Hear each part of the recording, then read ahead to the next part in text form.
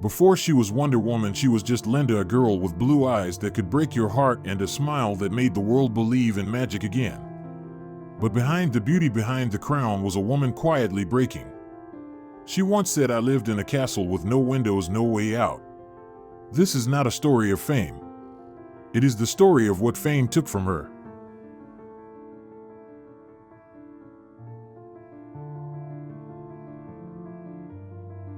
Lynda Jean Carter was born in Phoenix, Arizona, a desert child with sunlight in her hair and music in her veins. Her blood carried Mexican warmth and Irish fire, creating a beauty that did not need crowns or mirrors to be seen. Before the world knew her as Wonder Woman, she was just a young singer in smoky bars chasing applause that smelled of whiskey and dreams. Her voice was soft but strong, the kind that stayed with you even after the music stopped. In 1972, driven by a sudden impulse, she entered the Miss World USA pageant. No sponsors, no fancy gowns, no strict training, and by the standards of that era, not even the so-called perfect body type. Yet when she walked onto the stage, something quiet but powerful shifted. Judges leaned and cameras paused, and people felt a presence they could not explain. She did not win because she was flawless, she won because she was real. She carried both softness and fire, both grace and truth, and that is what made the world stop and look. The jungle look.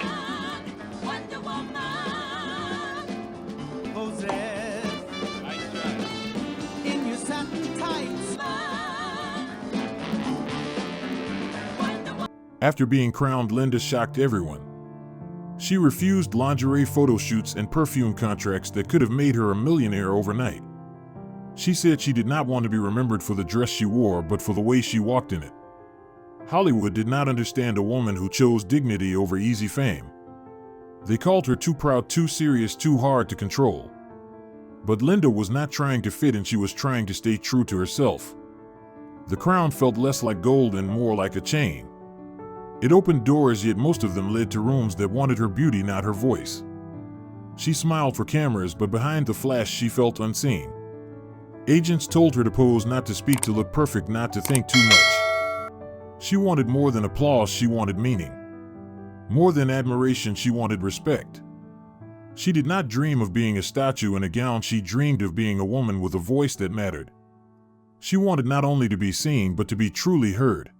Since I played that role, but the show continues to air, and I thank you, Kim. Tell your little sister that's the only outfit Wonder Woman has. Que te guste el programa.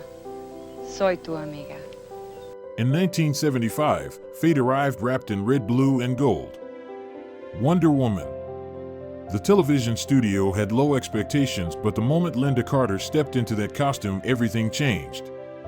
She did not simply play Wonder Woman, she became her. Children saw courage, women saw hope, and men saw a kind of beauty that did not beg for approval. Overnight, she turned into a symbol, a living dream on screen.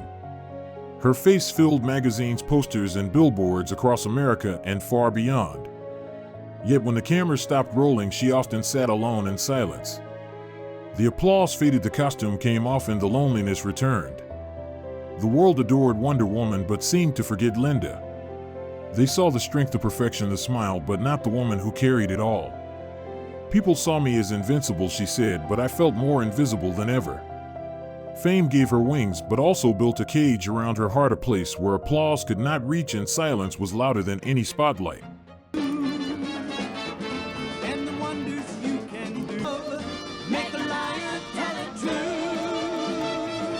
How did you like it?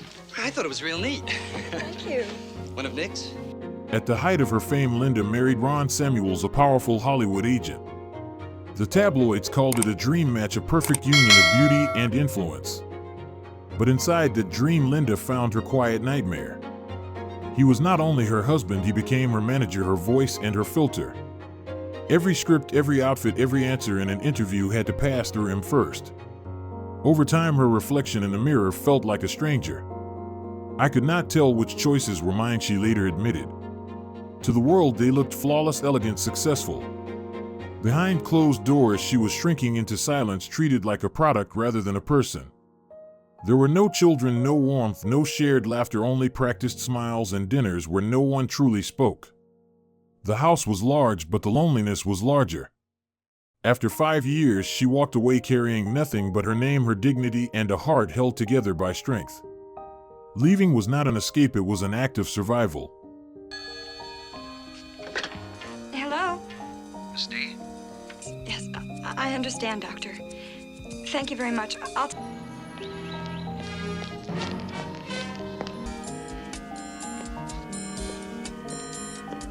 For a while she disappeared.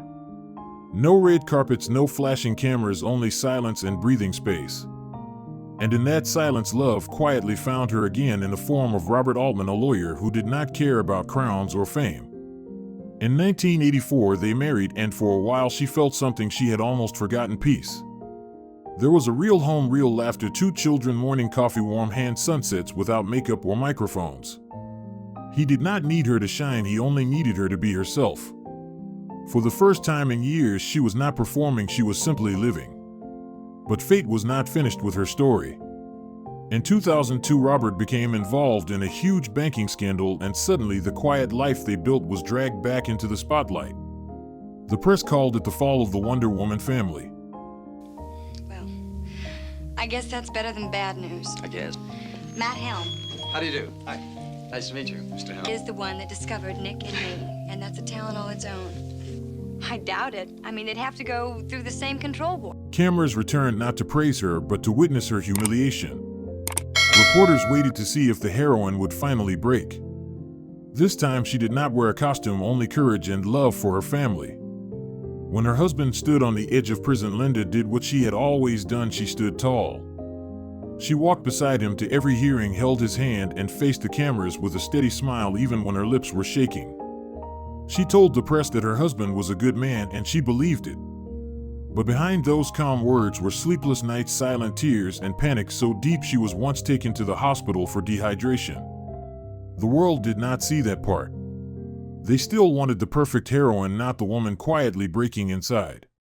When the trial ended and the noise faded, the silence that followed was heavier than any headline.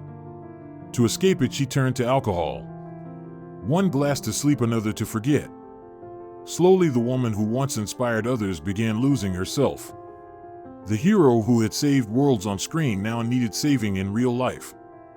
Her strength was still there, but it was buried under sorrow, loneliness, and the weight of always having to be unbreakable.